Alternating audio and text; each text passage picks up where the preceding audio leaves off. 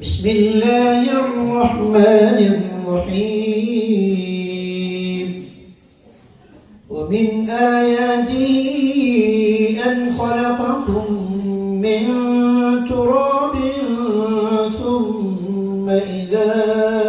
أنتم أعوذ بالله من الشيطان الرجيم بسم الله الرحمن الرحيم ومن آياته أن خلقكم من تراب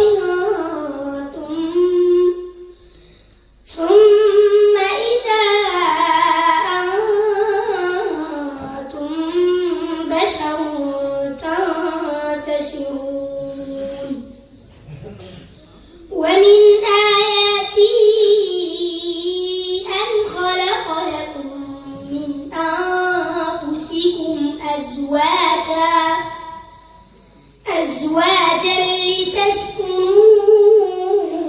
إليها وجعل بينكم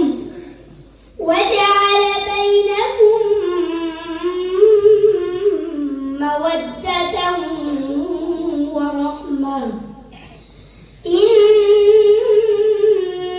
في ذلك لآيات لقوم يتفكرون ومن آياته خلق السماوات والأرض واختلاف ألسنتكم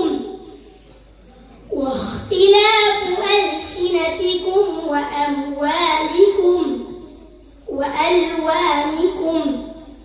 إن في ذلك لآيات للعالمين ومن آياته منامكم بالليل والنهار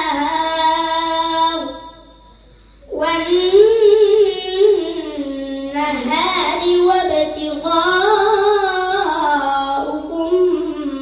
من فضله إن في ذلك لآيات لقوم يسمعون ومن آياته يريكم البرق خوفا وطمعا جزاك الله.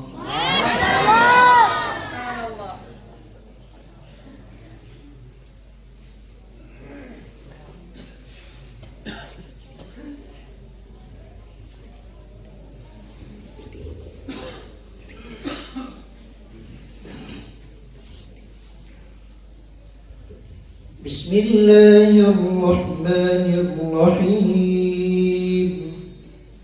يا أيها النبي إذا طلقتم النساء بسم الله الرحمن الرحيم يا أيها النبي إذا طلقتم النساء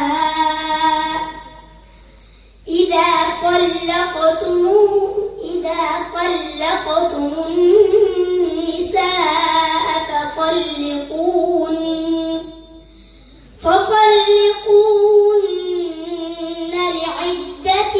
لعدتهن وأحصوا العدة